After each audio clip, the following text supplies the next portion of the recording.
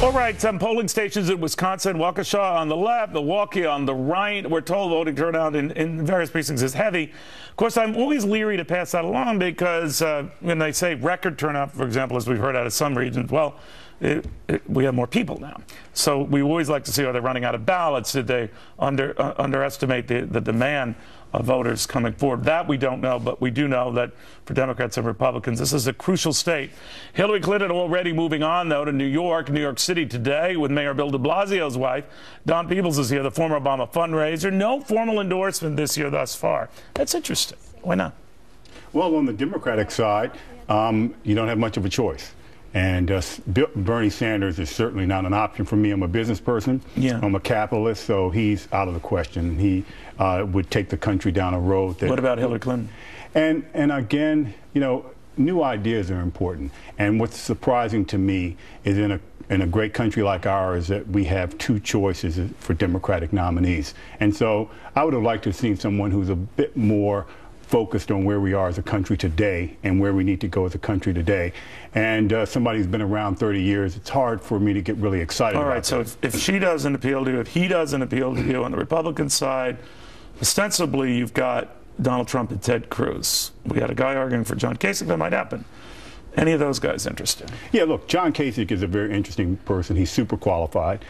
His time on the Budget Committee in the House of Representatives did a good job. He is a CEO of a state, so he'd be a good option. What about the other two? But he's not likely to win.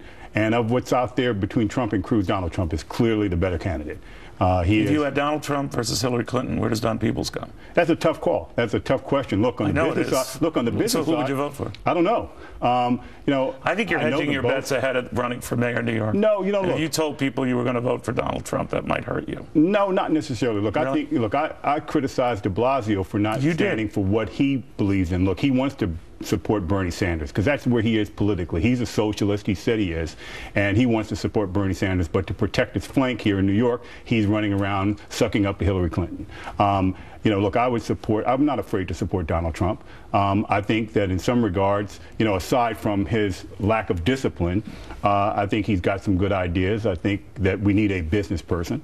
And so you're open to that. Let me ask about what Hillary Clinton has been saying now on the $15 minimum wage, that she's rallying around. The Bernie Sanders folks are saying, hey, wait a minute, this was our issue. We were the ones pounding this, and now here you are sounding like, you know, the super capitalist basher.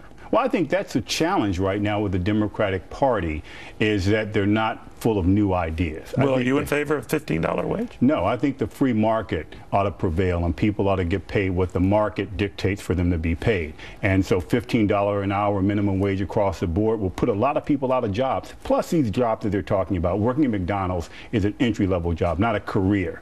Again, look, the city council in New York is now talking about reinstating the mansion tax. They're going to just keep running more and more job generators out of the city, and that's a challenge in this country, is that there's not a lot of support. Do you ever wonder that if they're all doing it at the same time, like California's doing this, New York is considering this, and we're going to run out of places for these guys to hide?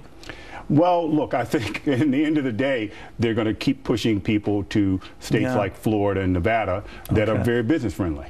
Don, always a pleasure seeing you. I know you'll be glued to your Fox Business Network coverage tonight. Of course, I'll be watching all evening. Yes. Indeed. All right, Don, thank you very, very much. We're getting an update on those FBN crowds. They are like, whoa, Pressure City. Pressure City.